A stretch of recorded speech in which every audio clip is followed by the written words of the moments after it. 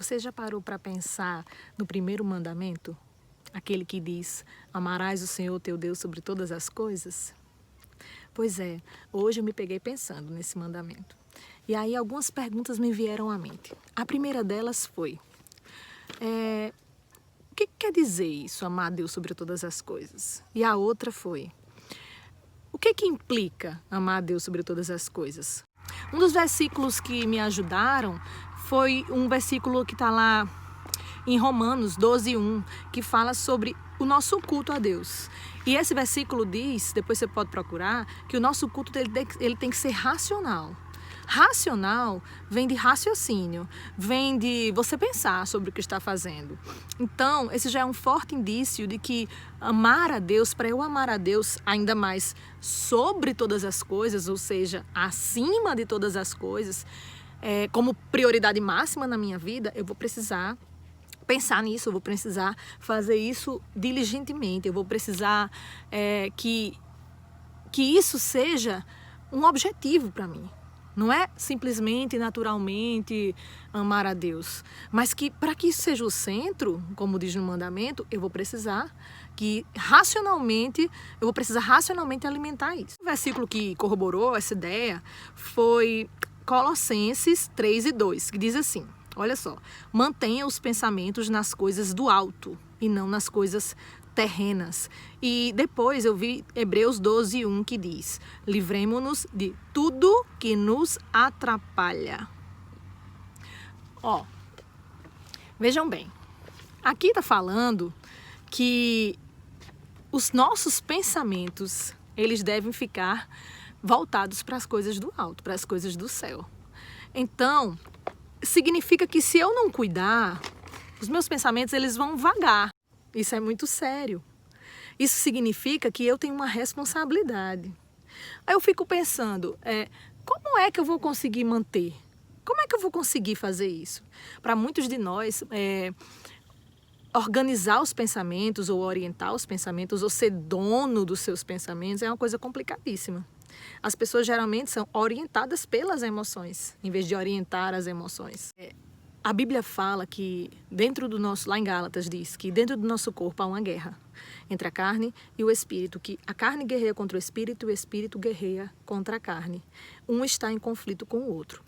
Antes da gente entregar nossa vida a Cristo, essa guerra para nós já era perdida, a carne sempre ganhava, porque o nosso corpo, a nossa alma era escrava do pecado, era escrava do diabo. Então a gente era cativo, a gente não tinha como escolher, a gente não tinha condições de ir contra a nossa carne.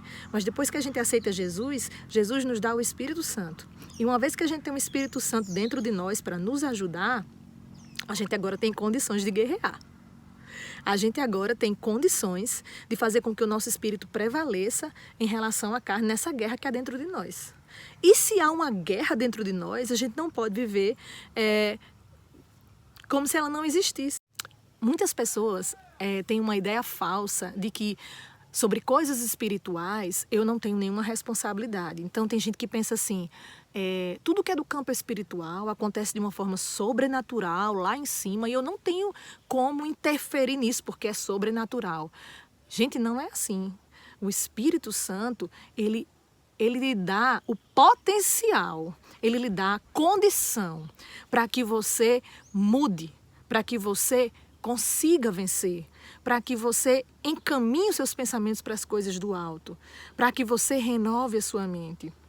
Mas não é algo que acontece sem a sua permissão, não é algo que acontece sem a sua vontade, não é algo que você está aqui e de repente você sente uma coisa e você é transformado. Não, pelo contrário. Sabe o que a Bíblia diz? Transforme-se pela renovação da sua mente. Acontece que como Jesus colocou o Espírito Santo em você, então você agora tem condições, tem ferramentas, tem a ajuda do Espírito Santo para transformar a sua mente. Mas é necessário que a sua mente seja transformada para que o seu entendimento seja renovado. E sabe o que a Bíblia diz? Que quando o seu entendimento for renovado, você terá como conhecer a boa, agradável e perfeita vontade de Deus. Então, é condição necessária para eu e você conhecermos a boa, agradável e perfeita vontade de Deus que a gente transforme a nossa mente, que a gente renove o nosso entendimento. A Bíblia diz assim, aquele que está em Cristo, nova criatura é. As coisas velhas já passaram, e eis que tudo se fez novo. Então, tudo se fez novo. Você agora é nova criatura. Você agora tem uma nova natureza. Cabe a nós desenvolver essa natureza que foi colocada em nós pelo Espírito Santo quando a gente aceitou Jesus. A gente tem que ter isso na mente. Essa consciência de que a gente precisa do Senhor. Essa consciência de que a gente tem que buscar ao Senhor, de que a gente tem que crescer no conhecimento do Senhor, como a própria Bíblia diz, que a gente tem que se esforçar para conhecer a Deus. É que vai fazer com que a gente faça tudo para a glória de Deus. Depende de nós e nós dependemos do Espírito Santo, certo? Então o Espírito Santo, ele nos capacita, mas a gente tem que usar essa capacidade que ele nos deu. Porque a gente é que escolhe. Então, que a gente cumpra as nossas responsabilidades, que a gente se coloque como aqueles que querem buscar o Senhor, que a gente manifeste o amor que a gente tem ao Senhor todos os dias, em todas as coisas, nas pequenas e nas grandes, para que o Espírito Santo possa fazer por nós aquilo que a gente não pode fazer. Amém?